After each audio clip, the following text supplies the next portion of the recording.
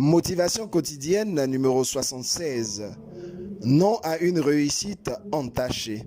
Le monde des affaires est souvent un lieu où il y a des requins, des pirates de toutes sortes.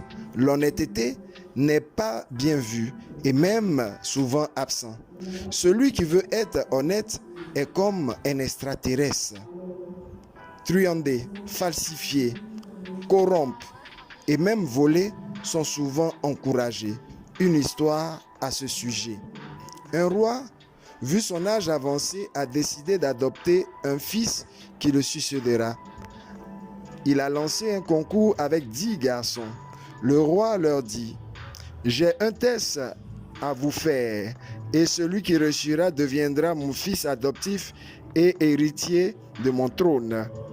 Il a donné à chaque enfant une semence de maïs et leur a dit de les semer chez eux à la maison et d'en prendre soin pendant 3 semaines.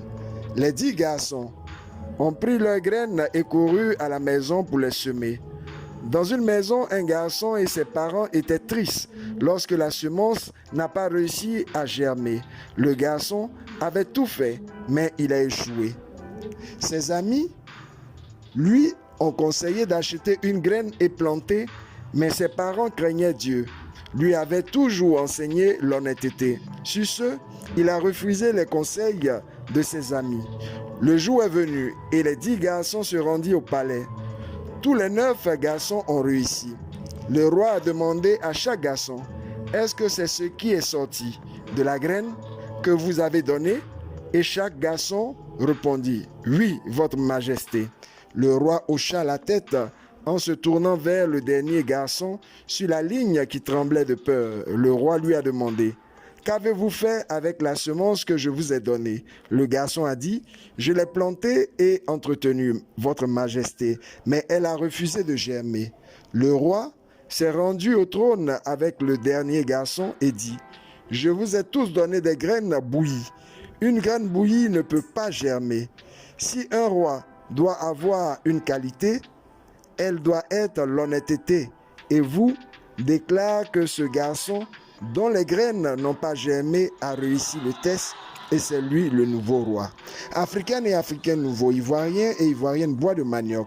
Notre développement est plus d'ordre d'un changement de mentalité que de comportement, que d'autres choses. Depuis la famille, l'école, dans nos lieux de culte, en passant par les institutions et administrations, également les dirigeants et leur entourage, nous devons tous changer. Un proverbe africain dit: ici c'est pas là-bas, là-bas c'est pas ici. Autrement dit, il nous faut nous attaquer à nos propres maux pour le changement de l'Afrique.